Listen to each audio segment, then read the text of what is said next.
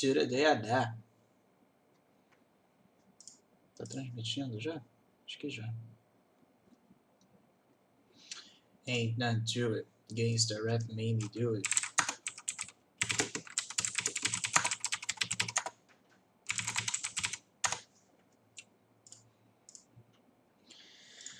Ok. Bom, acho que dá para me ouvir bem, né? Desktop Audio, captura de vídeo. Fazer um teste aqui. Voltei, ok. Abre aqui. Funcionar as points.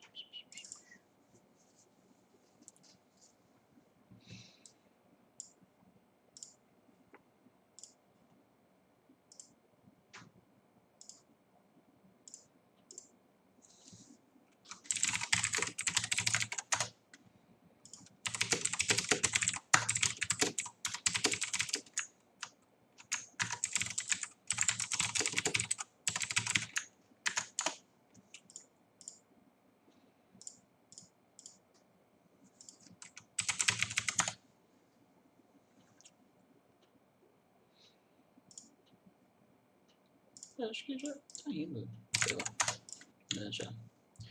Gangsta Rap made me do it. Fala pessoal, vocês estão me ouvindo bem?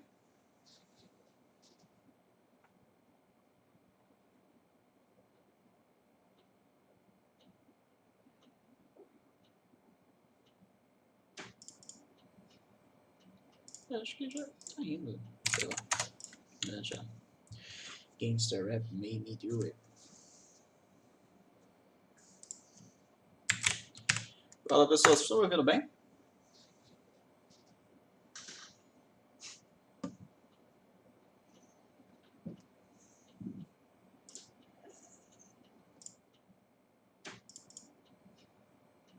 Acho que já tá indo, sei lá, já. Gangsta Rap made me do it.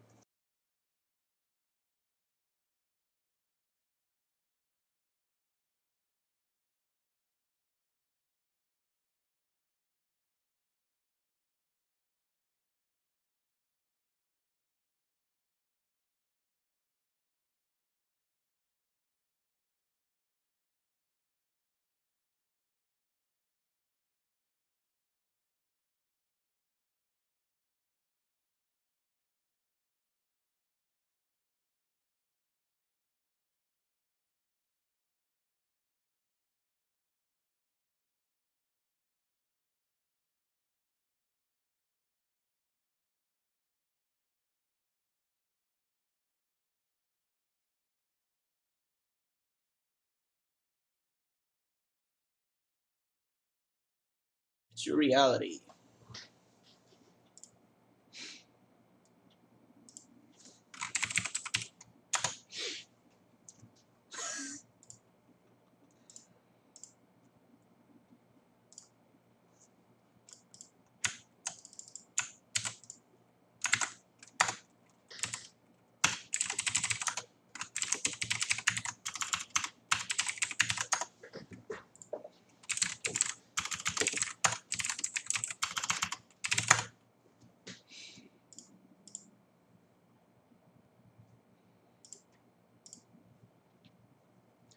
Bom, galera, então acho que é isso. Vou começar isso aqui, né? Uma boa noite a todos e todas aqui presentes nesta noite. Entendeu? É muito interessante quando a gente começa a pensar em precificação, porque na verdade se você não sabe dar preço em nada, né, você não vai conseguir fluir bem de forma correta, de forma concisa, e de forma alguma você vai conseguir fluir bem se continuar seguindo com esse tipo de pensamento, certo? Quando a gente fala de software, necessariamente a gente já pensa logo em aplicativo, né, hoje em dia, que é o que está mais difundido aí, né, nas redes e tudo mais. Opa, boa noite, Carlos. Beleza? Um abração pro Carlos. O cara é bom. Tamo junto aí sempre. Várias criações, vários sites, vários layouts. Tamo junto. Vou mandar uma mensagem aqui. E quando a gente fala de especificação de software, necessariamente a gente está falando de qualquer tipo de sistema existente. Se você vai fazer um site simples, se você vai fazer um sistema mais complexo, ou se você for fazer qualquer outro tipo de atividade que envolva criação e estruturação de códigos, você está falando de software. Eu vou dar um enfoque um pouco maior aqui, vou falar sempre de aplicativos, vou falar mais dessa parte aí que está fluindo muito mais hoje em dia, certo? E isso se aplica a tudo, esse método ele se aplica a todo e qualquer tipo de sistema, incluso aplicativos, incluso sites, incluso todo e qualquer tipo de criação que tenha linhas de código, beleza? Então vamos continuar aqui. Bom, né? Numa era digital, é muito comum a gente querer criar alguma coisa para poder expandir os negócios.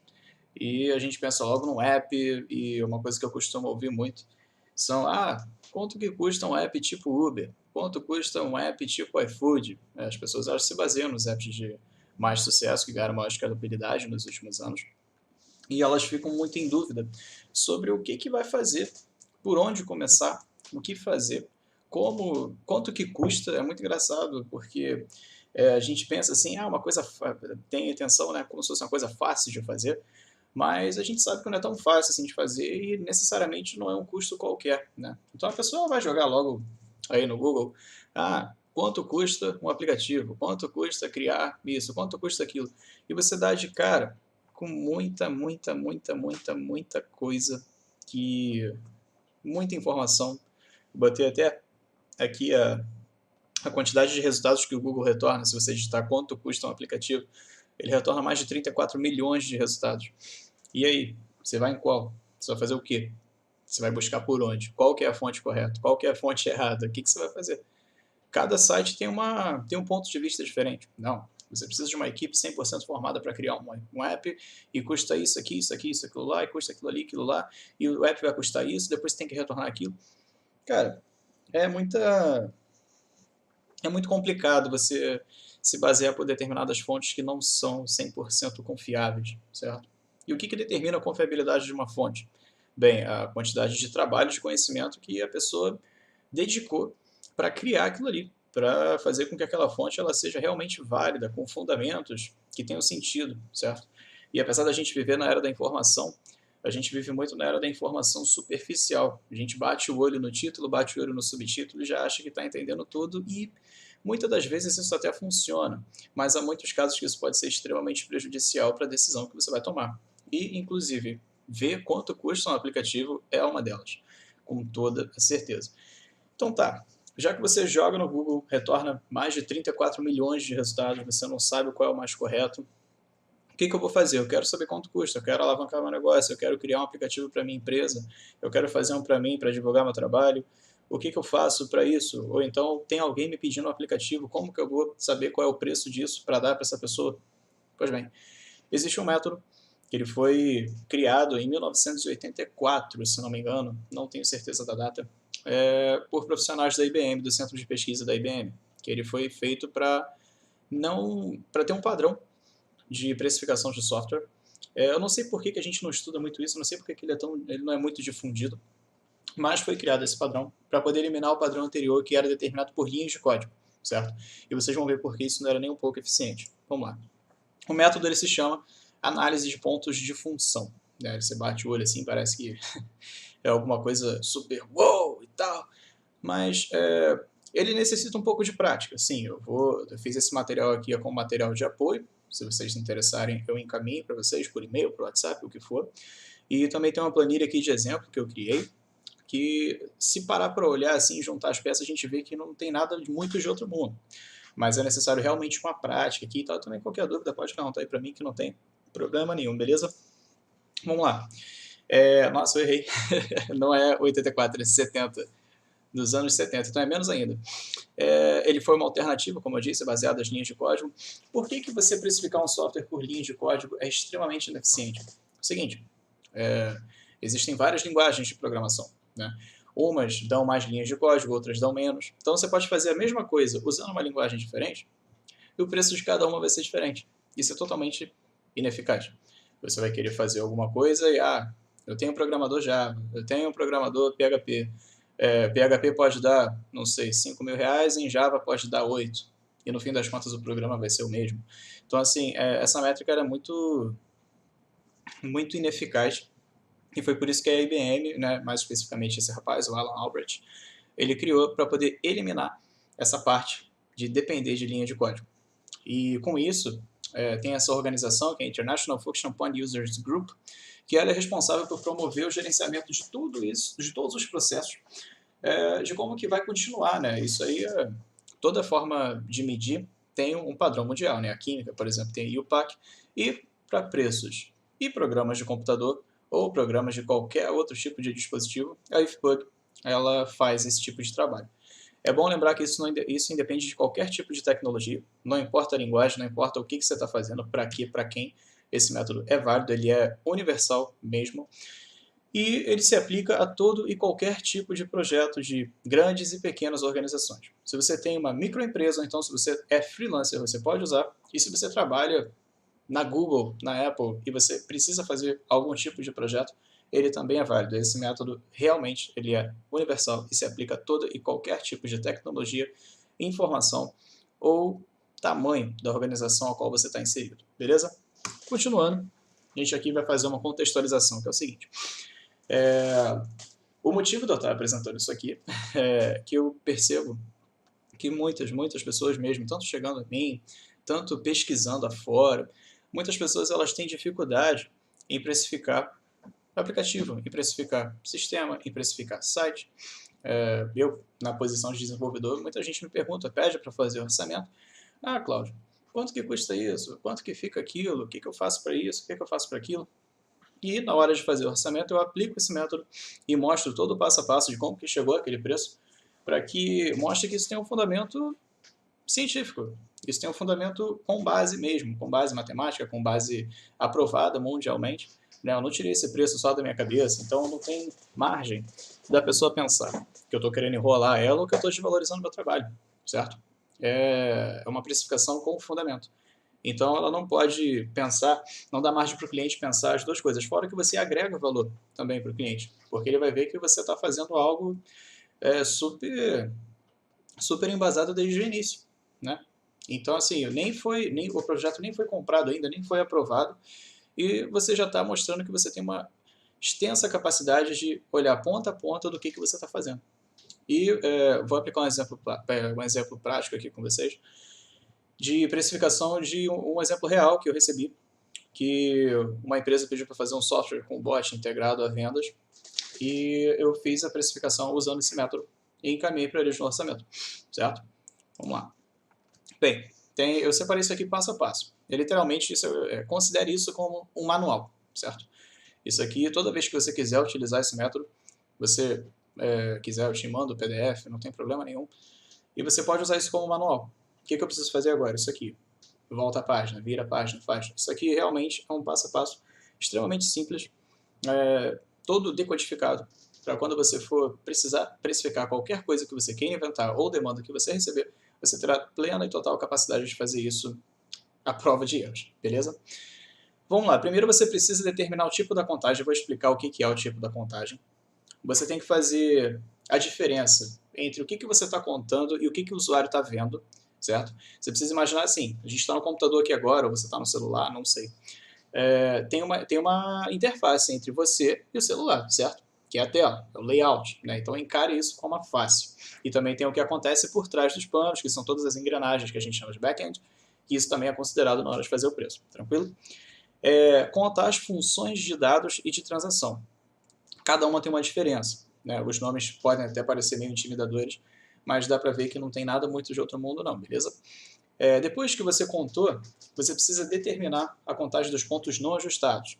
Os pontos não ajustados basicamente é o ponto que você ainda não fez a transição pelo o seu valor que você cobra por hora, por exemplo. Isso aí vai ser melhor explicado no caminho. Por fim, você determina o valor do fator de ajuste e depois você calcula o número de pontos de função ajustados. Tranquilo? Vamos lá. Isso aqui, na verdade, é uma página que eu coloco para quem quiser se aprofundar um pouco mais na parte matemática do método e tal. Aí eu coloco um modelo axiomático aqui só para consulta. Isso aqui não faz parte da apresentação linear que eu estou seguindo aqui. Mas, basicamente, ele segue só essas três formas. Soma, multiplicação. Opa, boa noite, Adriano, tudo bem? Boa noite, Lucas. Para quem quiser se aprofundar mais na parte matemática da coisa, dá uma olhada no modelo axiomático para pegar a ideia, tranquilo? Mas basicamente se trata de soma, produto, e no fim das contas você coloca também pelo preço que você cobra por hora, tranquilo? Vamos lá. Vamos lá, passo 1. Você precisa determinar no que você está fazendo o tipo de contagem. Como assim? Você tem que ver se você está fazendo um projeto de desenvolvimento, um projeto de melhoria ou um projeto de aplicação. Cada um dos três, como vocês podem ver, tem umas diferenças relativas.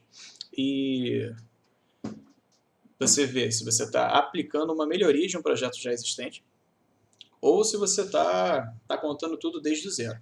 Isso influencia no preço final. Até porque se você está criando do zero, você vai ter uma jornada de trabalho consideravelmente maior do que se você só acrescentar uma função em em um sistema já totalmente existente. Certo? Uma vez que você conseguiu determinar esse tipo de contagem, cada uma dessas definições vai ter um valor diferente aplicado dentro desse modelo de precificação, tranquilo? No exemplo que eu utilizei, ele é um projeto de desenvolvimento, porque foi tudo criado do zero, tranquilo? Continuando. 2. É necessário identificar o escopo da contagem. O que é o escopo da contagem? Você vai colocar aqui tudo que foi incluído dentro do sistema. Isso aqui é uma representação visual do que você está criando. Como assim? Você precisa fazer um sistema que integre com aplicativo móvel, web e também um sistema local de uma empresa. Então você tem 3 sistemas diferentes, como nesse exemplo aqui. Nesses 3 sistemas diferentes, você desenha um círculo tracejado de cada um e depois você conta o número de arquivos lógicos. O que é arquivo lógico? Arquivo lógico é tudo que pode te retornar um valor. Se você está num formulário na internet e você tem um quadradinho para digitar 1, no outro quadradinho você digitou 1, depois você apertou um botão de calcular, aquilo é um arquivo lógico, porque está te retornando um dado, certo? Nessa representação aqui são 3 sistemas diferentes, 1, 2, 3, e vocês podem ver que o sistema 1 ele se conecta com o sistema 3 e também se conecta com o sistema 2. Mas o sistema 3 não responde para o 1 e vai para o 2. E você só puxa os vetores, né? No caso você puxa, grotescamente falando, você puxa as setinhas de um para cada um, para saber como que cada sistema vai interagir com cada um, que isso é só uma representação visual, tranquilo? Visualmente falando, essa linha tracejada representa a fronteira entre o usuário e o arquivo lógico, né? Então, teoricamente, é como se a gente estivesse falando da tela, né? Não é a forma mais correta de utilizar, mas se trata de você estar olhando a parte onde o usuário interage com o software. Então, por isso a linha tracejada, tranquilo? Tá? Passo 3. Aqui você vai contar as funções, certo? Você precisa contar as funções do tipo dados e as funções de arquivos de interface externa. Cada um tem uma representação diferente. Como eu disse, os slides eles estão com o texto carregado mesmo, mas como eu falei, a ideia é que isso aqui seja um material para consulta, um manual, né? Geralmente, as apresentações eu costumo colocar menos texto para fazer com que a pessoa fique mais engajada. Mas nesse caso aqui eu estou colocando justamente para ter um material para consulta e evitar dúvidas posteriores, tranquilo? Vamos lá, você vai contar as funções.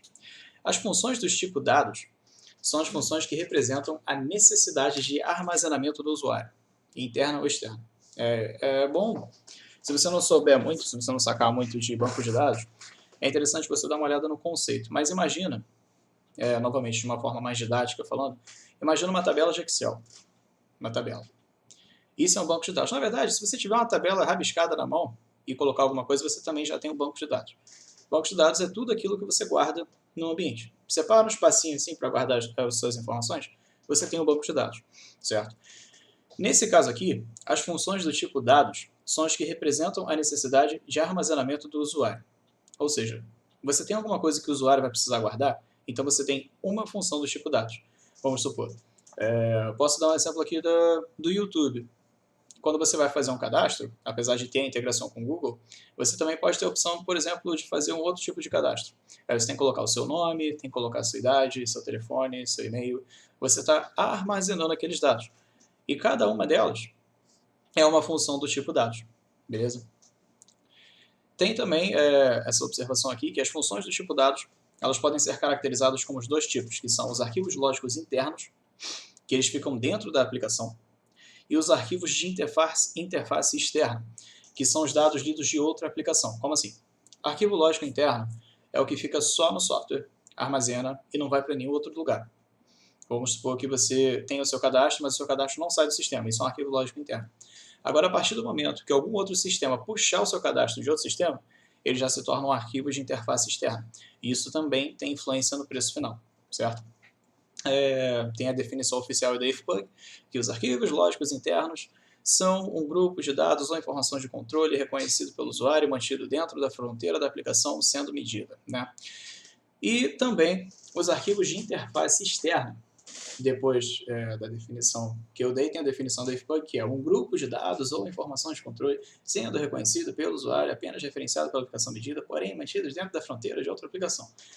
Você bate o olho aí, é uma frase robusta de se ler, né? Mas basicamente é o seguinte: tu criou um sistema, está armazenando dado, esse dado está sendo puxado por outro sistema, é um arquivo de interface externa. Ponto. É isso. Beleza? E arquivo lógico interno, não está sendo puxado de outro sistema, é arquivo lógico interno. Acabou. Ponto. Tranquilo? Qualquer dúvida pode perguntar aí, eu estou com o chat aqui aberto, estou toda hora olhando para ver se surge alguma dúvida, alguma coisa, mas se trata disso. Tranquilo? Vou continuar aqui. Contar funções, isso é a parte que vai... o seu preço vai vir todo daqui, porque, resumidamente, o método se trata do seguinte: depois que você contar todas essas funções do seu sistema e tal, é realmente algo a ser feito com calma para o seu preço ser exato mesmo. No fim das contas, você vai... cada isso aqui, segundo a tabela da IFPUG, representa uma pontuação. Por exemplo, você tem cadastro, aí você também tem número de não sei o que, sei lá, o número do ID, você tem código de barra, vamos supor, estou jogando informações aleatórias aqui. No fim das contas, cada um, isso é tipo um joguinho, vai somando ponto dentro desse sistema. Se você tem 5 disso aqui, corresponde a 1 ponto de função. Aí, 1 ponto de função, você vai multiplicar pelo valor da sua hora e você vai corresponder aquilo ali e tudo mais. Basicamente isso, você vai fazer uma grande contagem, né? Essa análise de pontos de função é uma grande contagem. Você vai contar tudo. Depois disso aqui, eles têm uma tabela, você só vai seguir a tabela, não precisa fazer mais cálculo nenhum. E aquela tabela você multiplica com o teu preço de hora e resolveu, tranquilo? Aqui, quando você for contar as funções, você precisa determinar o grau de complexidade e da sua contribuição em relação às funções dadas. E o que é a complexidade segundo esse método? Complexidade é o grau de influência que o arquivo lógico tem para o tamanho funcional do sistema. Caraca, mais uma frase robusta. O que é isso? Complexo é o quão aquele arquivo que você está criando tem influência no sistema. Se você, por exemplo, está falando de dados de código de barras de uma empresa de logística. Código de barras, ela define cada produto que você tem. Isso tem uma influência grande dentro do sistema? Pra caramba, certo? Então, isso é um arquivo bem complexo, porque ele vai interagir com praticamente todas as atividades da empresa. Agora, se você nessa mesma empresa logística, você tem, por exemplo, um arquivo que você fez a parte para cadastrar, não sei, o apelido que o filho do funcionário tem para o Dia dos Pais e Dia das Mães. Aí você puxa isso para fazer uma etiqueta de presente. Isso tem influência dentro da empresa, no dia a dia? Se fizer uma discussão um pouco mais aprofundada, a gente pode chegar até algumas conclusões. Mas, no geral, não é um arquivo que tem muita influência. Vamos supor que eles sejam atacados por grupos de hackers e eles tirassem todos os apelidos dos filhos, dos pais e das mães que estão lá da empresa. Isso vai ter alguma influência no faturamento? Praticamente nenhuma. Acredito eu que nenhuma nesse exemplo hipotético. Então, assim, complexidade. O que você está criando tem uma influência muito grande? Tem uma gama de ação muito grande no sistema todo que você está fazendo? Se sim, ou a complexidade dele vai aumentando. Se não, ela vai diminuindo. E como que se mede isso? Aí durante o decorrer da apresentação vocês vão ver aí, tranquilo? Contribuição é a conversão do grau de complexidade em pontos de função. Isso aqui é aquela parte da tabela que eu falei, né? Conforme você vai contando, a contribuição ela se torna em pontos de função nessa tabela. Show? Você tem que contar os tipos de dados e tipos de registro referentes ao sistema que você está criando. Os tipos de dados. Isso aqui é até interessante gravar. caso você pegue a prática, né, com o tempo. Os tipos de dados, eles são campos ou atributos reconhecidos pelo usuário, únicos e não repetidos. Ou seja, cada atributo de uma tabela, certo? Tipos de registro representa a visão do usuário dos subgrupos de dados dentro de um arquivo lógico identificado. São de registros reconhecidos pelo usuário. Vamos lá. Tipo de dado é o que tu tem na tabela. Imagina uma tabela de Excel. Cada informação que tu tem, cada coluna e linha cruzando com essa coluna, né, uma matriz, você tem os tipos de dados. E os tipos de registro representam o que o usuário está vendo. O que o usuário está vendo? Isso aí são os tipos de registro. Ou seja, como que você vai separar o tipo de dado e o tipo de registro? Por exemplo, a gente, quando vai criar um sistema, tem muita coisa que o usuário não vê. Você digita seu nome. Aí esse nome, ele vai para um banco de dados. Tá lá. Isso você viu. Ou seja, nome é um tipo de registro. Aí, a partir do momento que por trás dos panos a gente associa esse nome ao número, ele não viu. Então isso se trata de um tipo de dado. Porque também não quer dizer que ele não viu que não tenha. Mas a gente tem que fazer sempre essa separação. Então, basicamente, quando você for contar, você imagina o usuário usando o sistema. O que ele vai ver ou vai deixar de ver. Isso você vai anotando. De fato, é um processo que, a princípio, pode aparentar ser um pouco intimidador de ser feito. Mas, no fim das contas, você percebe que, basicamente, você imagina a pessoa usando e vê tudo que vai precisar dentro do sistema. Você vai anotando isso, vai anotando tudo. E no fim das contas vai dar um preço. E geralmente são preços extremamente justos, porque ele é proporcional ao trabalho que você vai fazer, certo? Vamos lá. Tem um exemplo aqui um pouco mais visual, que quando você vai fazer, caso você queira fazer, não é necessário não, você consegue separar aqui, por exemplo, aqui tem diferença entre tipo de dado e tipo de registro. Temos aqui cliente, pessoa física, pessoa jurídica. Cada um registro diferente, certo? Uma coisa diferente. Isso é um tipo de registro. O cliente, ele consegue até ver algum dos dois, saca? E também tem os tipos de dados, que é o ID cliente, endereço cliente, nome cliente, CPF, CNPJ. Isso entra como tipo de dados. Repara que tem muita similaridade um com o outro, mas é questão de prática mesmo, para conseguir diferenciar do que se trata um e do outro. É interessante dar uma lida sobre a teoria de banco de dados. Não é assim, não é crucial, vamos dizer assim, mas vai fazer muita diferença na hora de você realizar a sua precificação. Caso você queira ou vender seu serviço, ou criar um software para sua empresa, ou deixar o seu freela muito mais profissional, entregando esse valor para o cliente, né? E também, claro, não ficar tão desnorteado quando se trata de dar preço para um aplicativo, para um sistema, para um site, o que seja. Tranquilo? Alguma dúvida aí, pode dar um grito, que tá show de bola. Aqui entra a tabela, que eu estou falando desde o início. Quando você determina os tipos de dados, você vai fazer uma associação, você vai fazer uma relação entre a tabela e o valor dela na contribuição. Repara aqui, ó, tipo de registro e tem aqui tipos de dados. Você tem aqui, por exemplo, se você tem de 2 a 5 tipos de registro, 2 a 5 cadastro, 2 a 5 inserir foto no sistema, e você tem tipos de dados, aí você tem nome, CPF, CNPJ, número de telefone, ID, código de barra, endereço, aí vai somando tudo, você vai anotando isso tudo. A partir do momento que você anota isso tudo, você vê, poxa, eu tenho aqui 3 tipos de registro e tenho aqui 21 tipos de dados. Se a gente vir na tabela aqui, ó, 2 a 5 aqui, 3, 21, então é média, uma complexidade média. Se é uma complexidade média, vamos ver aqui, tipo de função. A gente está falando de um arquivo lógico interno. Média, então você tem 10 pontos de função para criar um sistema de cadastro.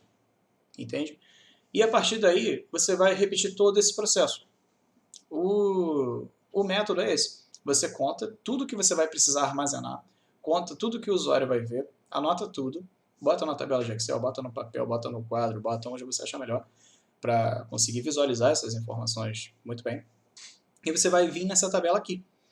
Aí vai ver, eu estou aqui fazendo um arquivo de interface externo agora. Eu tenho um tipo de registro, mas eu tenho 45 tipos de dados. Um tipo de registro e 45. 45 vai dar 50. Então é baixo, é uma complexidade baixa. Se é um arquivo de interface externo, tipo de função aqui, baixa. Então você tem 5 pontos de função. Se eu pegar com aqueles 10 pontos de função anteriores, eu vou somar 10 mais 5, 15. Certo? E aí você vai guardando esses valores. Depois, você vai converter isso e multiplicar pela sua hora, quanto você cobra por hora. Você cobra R$10 a hora, R$25 a hora, R$50 a hora, você converte. Ou por valor da sua equipe. Aí também pode entrar, também consultar a legislação para saber qual é o teto, não, esqueci. É o valor mínimo que se pode cobrar, né, determinado daquela profissão que você está trabalhando, e relaciona com isso aqui. E você vai ter preços super concisos. Ainda mais se você estiver falando de uma organização grande, né, você vai conseguir se planejar muito melhor, certo? Aí tem aqui como que eu falo? É para material para consulta, certo? Então isso aqui é para dar uma lida, caso tenha algum tipo de dúvida acerca da teoria relacionada pela IFBug. Ela diz que a diferença das funções. Uma função de transação é um processo elementar que fornece funcionalidade ao usuário para processamento de dados. Esse pessoal gosta de escrever robusto, né? O que é isso aqui? Isso aqui, você vai pegar as ações que o usuário faz. Se você digita seu nome para fazer um cadastro num site, o que é isso? Isso é uma entrada externa, certo? Por que externa? Tem o sistema. O que estiver no sistema, a gente considera como interno. O que estiver fora dele é externo. O usuário, né, ele está fora do computador, está fora do sistema, então ele vai ser uma entrada externa. Eu digitei meu nome lá, Cláudio. Entrou no sistema. Isso é uma entrada externa.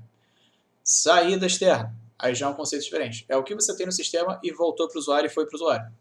Aí digitei meu nome, aí retornou, sei lá, minha idade. Isso é uma saída externa. Consulta externa. É pesquisa. Imagina o Google. É uma consulta que você faz quando você pesquisa, certo? Você tem um sistema de cadastro de alunos de uma escola. Você quer consultar o nome do Pedrinho. É uma consulta externa, certo? É isso. É a interação do usuário com o que ele está fazendo no software. E, segundo a IFBug, uma função de transação, processo elementar e blá, blá, blá, blá, blá. Mas não. Se trata de como que o usuário está interagindo e quais as funções que aquilo ali está fazendo em relação ao sistema. Tranquilo? Aqui você vai contar os tipos de dados e arquivos referenciados. Como assim arquivos referenciados? É quando o arquivo ele sai de um ponto e vai para o outro. Né? É um arquivo referenciado, ele faz uma referência em outro sistema, certo? E os arquivos referenciados são os arquivos lógicos lidos pelo sistema. Que pode ser esse que a gente já está trabalhando, que é o arquivo de interface externa ou o arquivo lógico interno. Tranquilo? Qualquer dúvida, por favor, só mandar aí no chat que está tranquilo. Deixa eu dar uma bolinha aqui. Continuando. Quando você determina o tipo de dado que você está trabalhando, você vai fazer agora uma relação entre a tabela de complexidade e o seu valor referente na sua tabela de contribuição. Como assim? Tem aqui. É a mesma lógica dessa tabela anterior que a gente viu, mas dessa vez é para os arquivos É para os arquivos não. É para a interação que o usuário tem. Quando a gente já estava falando só do sistema, agora a gente está falando do usuário interagindo com o sistema. Isso também tem custo na hora de produzir. Tranquilo? Aí tem a diferença entre os arquivos diferenciados e os tipos de dados. Aí, cara, é a mesma lógica, igual um joguinho. Imagina que você está, conforme você está desenhando o sistema, você está prosseguindo no jogo. E quanto mais dado você tem para armazenar, mais você vai inserindo na tabela e também vai custar mais. Também não quer dizer que você vai criar um sistema desnecessariamente grande só para faturar mais, até porque, além disso ser uma atitude desonesta, o cliente não vai comprar nada muito caro se ele sentir que realmente está muito estratosfericamente fora do preço de mercado, certo? Então, quando se fala disso, você vai ver aqui o que você precisa para associar um usuário a um aluno, ou a um professor, ou a um filho no meu sistema. Eu tenho aqui 2 arquivos referenciados e tenho 15 tipos de dados. Beleza. O que é isso aqui que eu coloquei aqui? Entrada externa, é isso que significa. Consulta externa e saída externa. Ou seja, cada ação que o usuário tem uma pontuação diferente. Beleza? É bom estar isso na mente também. Se tiver muito rápido alguma coisa, pode falar aí no chat que não tem problema nenhum, tranquilo? Estou olhando aqui toda hora. Vamos lá. Vamos supor que eu fiz aqui um cadastro com 20 inputs e isso também associa com o filho, professor no meu sistema. Então eu tenho aqui 2 arquivos referenciados e tenho aqui 16 tipos de dados. Isso é uma entrada externa. Vamos lá. 2 arquivos referenciados, 16 tipos de dados, então uma complexidade alta. Se é uma complexidade alta, a gente está falando aqui de entrada externa, ó, entrada externa, alta. Aí você soma mais 6 pontos de função. O que é pontos de função?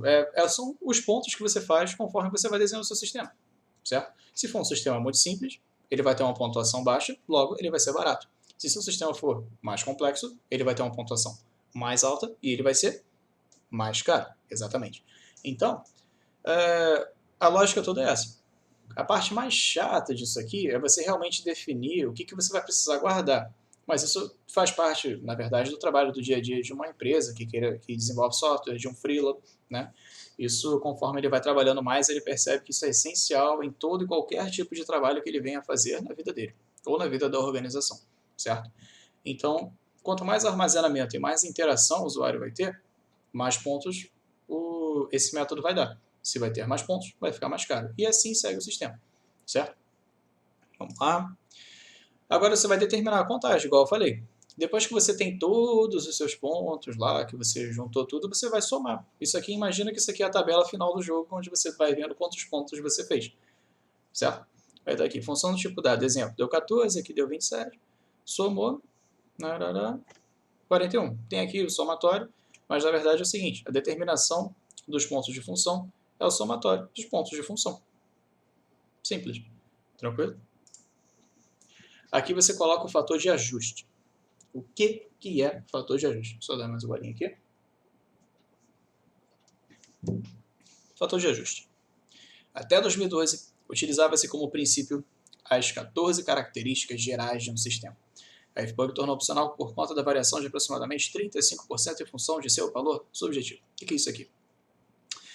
Antes de 2012, essa associação aí internacional, responsável pela precificação de software, ela utilizava o princípio das 14 características gerais de um sistema. Isso aí é uma outra história, isso daria até uma outra apresentação, né? Mas não entrando em detalhes em relação a isso aqui, existem definições gerais de um sistema que toda vez que a gente vai produzir, apesar de um sistema ser diferente do outro, a gente sempre encontra similaridade. Uma delas é o cadastro, por exemplo.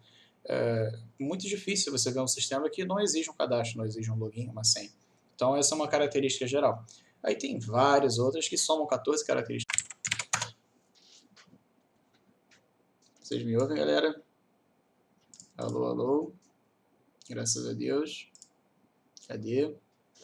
Complicado, acho que estão querendo me sabotar. Alô, alô.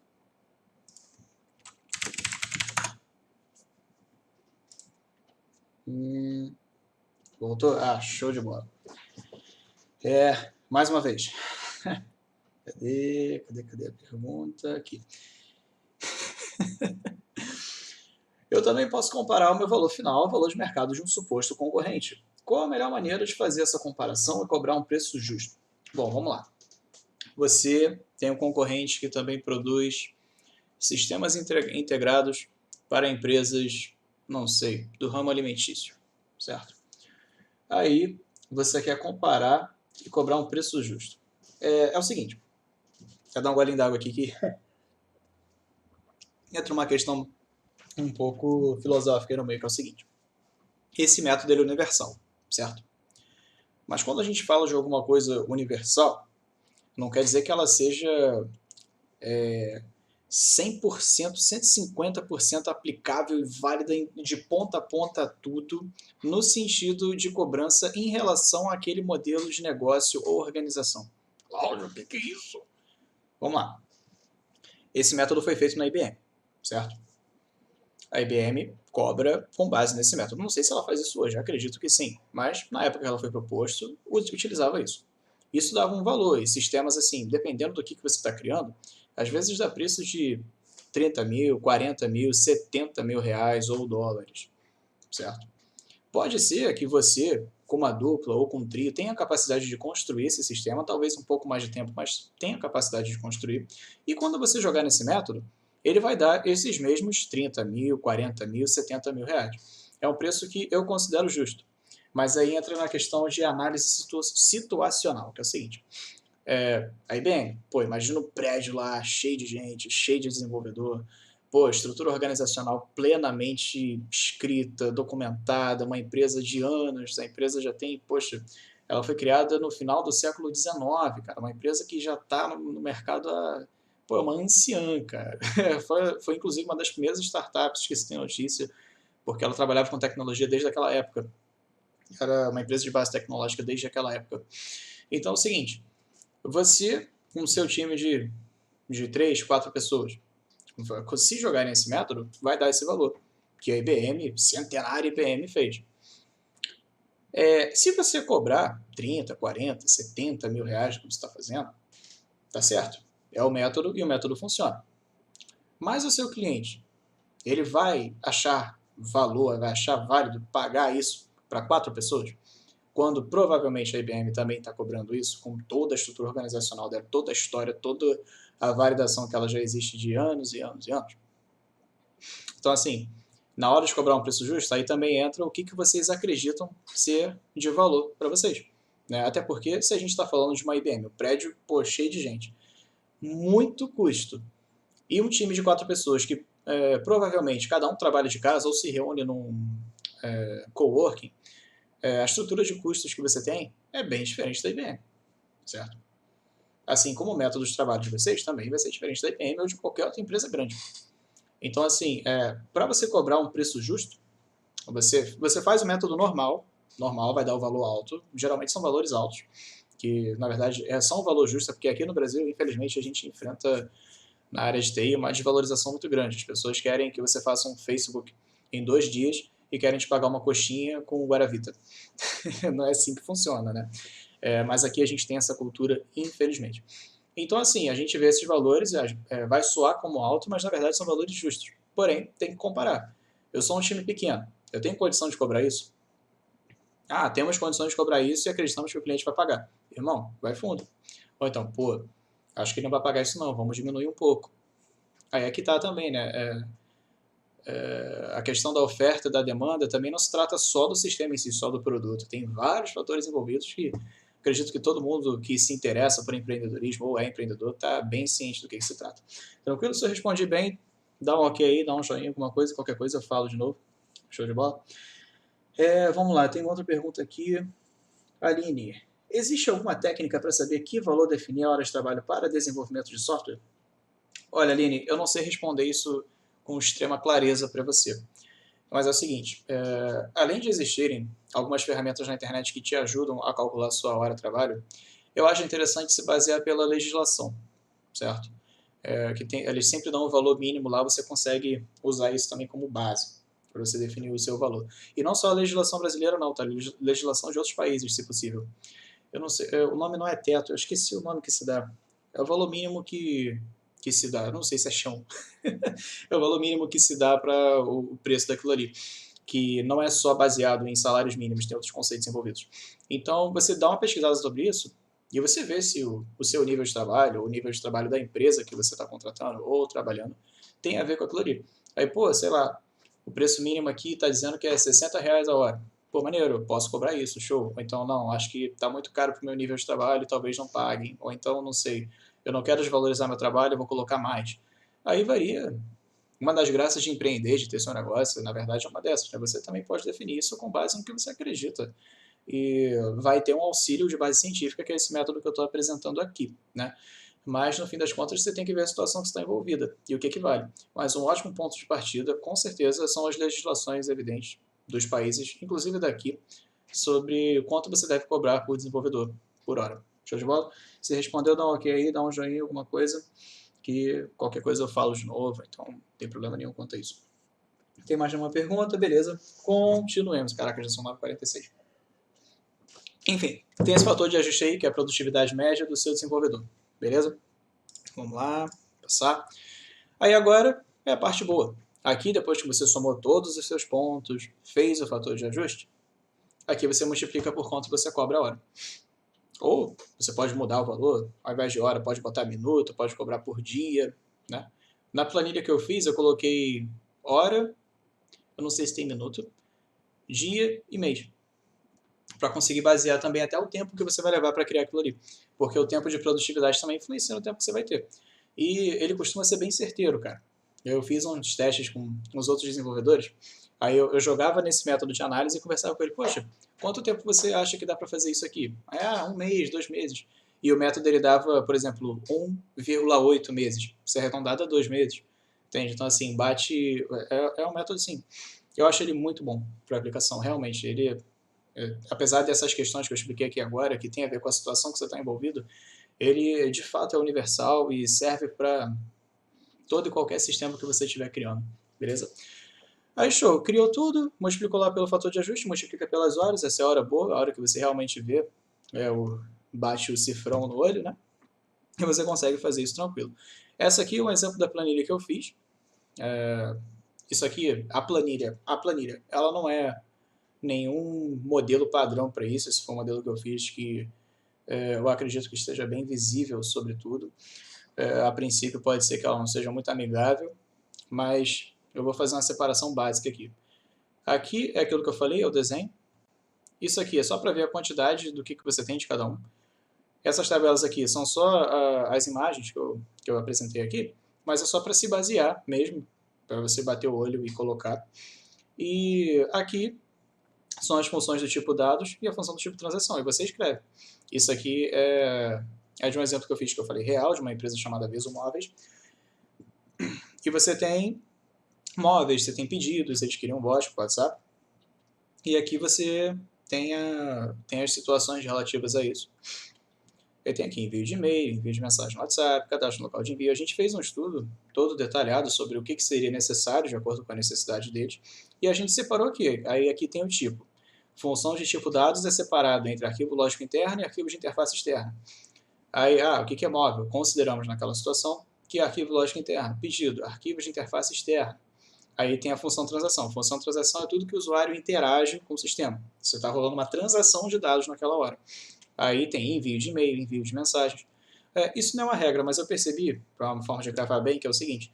Quando você for contar a função do tipo transação, na maioria das vezes ela vai começar com um verbo, certo? Tipo, não, aqui não está verbo, mas tipo assim, você vai enviar, você vai cadastrar, você vai pesquisar, certo? Então, transação tem a ver com a ação do usuário dentro daquele sistema, tranquilo? Aí tem aqui, saída externa, entrada externa, consulta externa, aí tem a quantidade aqui, e no fim eu programei a planilha para ela aparecer o grau de complexidade conforme a gente vai digitando, e eu vou mostrar a planilha aqui agora para vocês, tranquilo? Opa, avancei demais. Vem aqui. Como vocês podem ver, é o mesmo exemplo lá, tá aqui, as imagens, tal, o desenho que eu fiz. Tem aqui também que eu coloquei o tipo sobre se é desenvolvimento, se é melhoria, se é aplicação, enfim.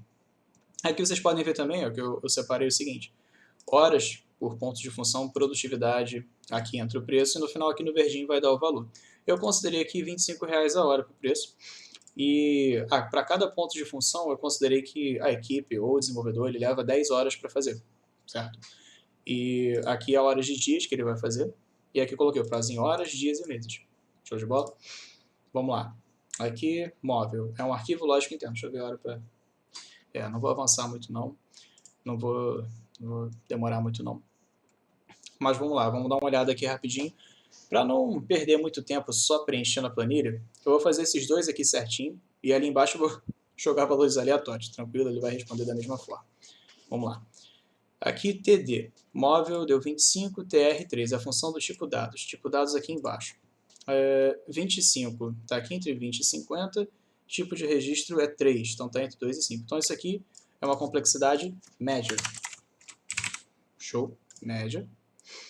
Aí aqui, 20, tipo de dado é 20 e o tipo de registro é 2. 20, 2.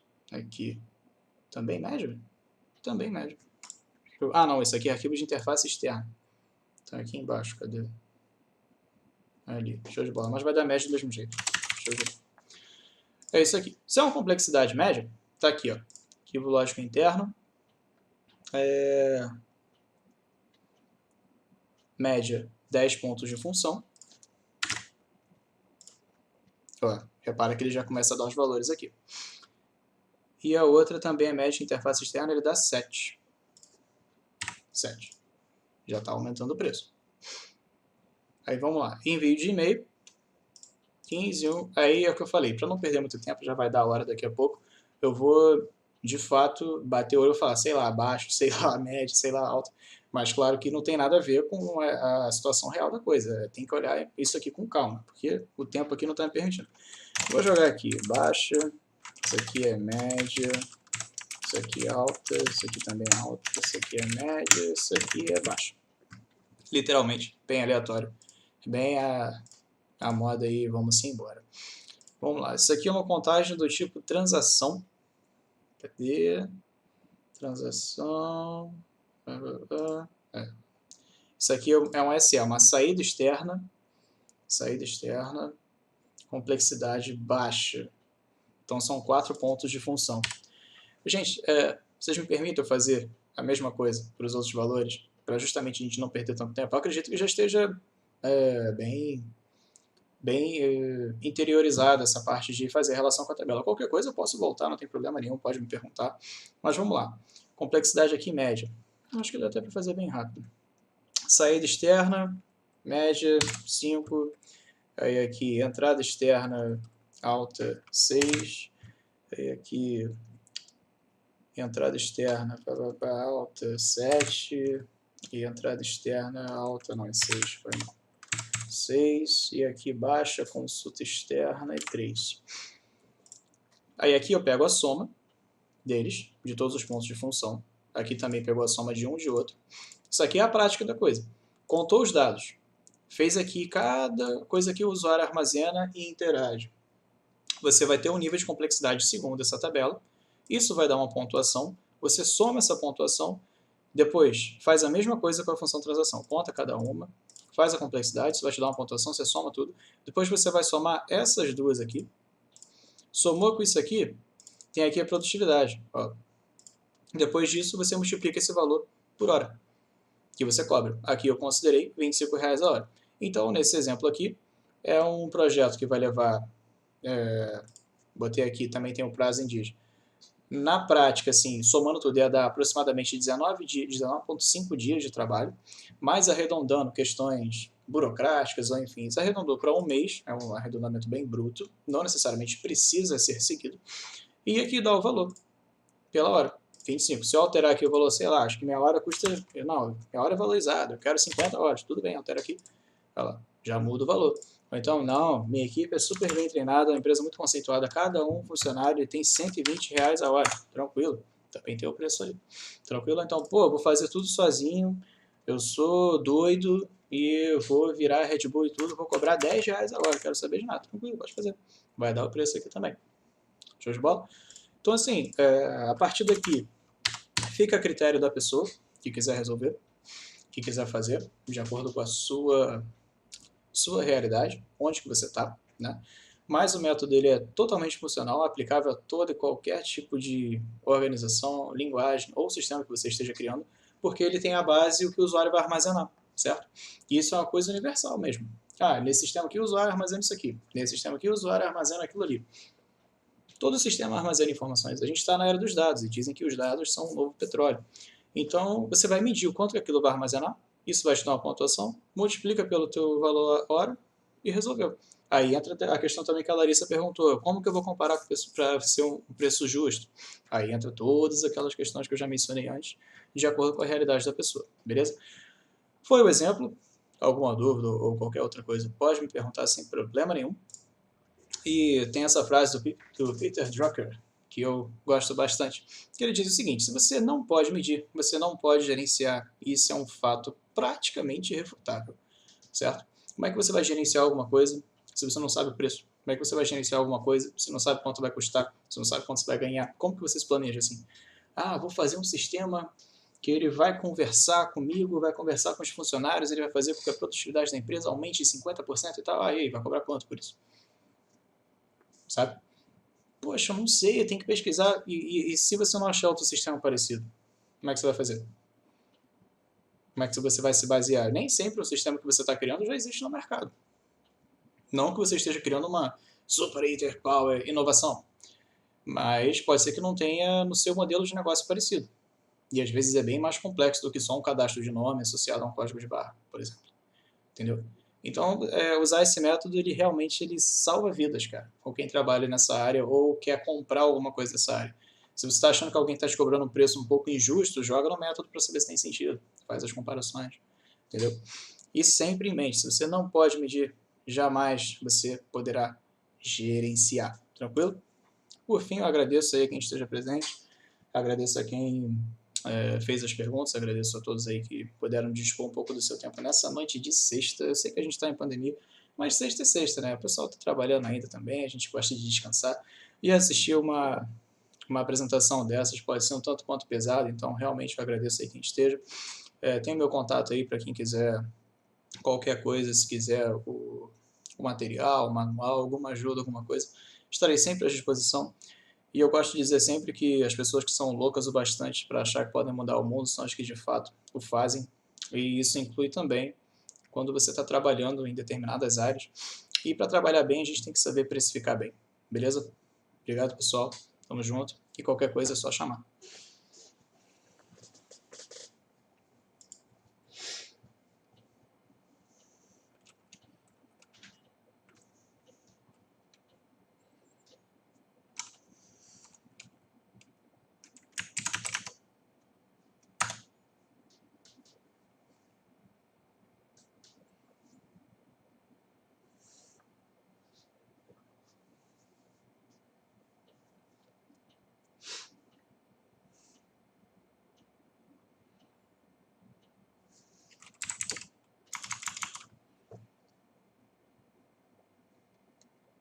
Vou ficar aí mais 2 minutinhos até dar o horário certo. Quem quiser fazer alguma pergunta, alguma coisa, eu estou por aqui.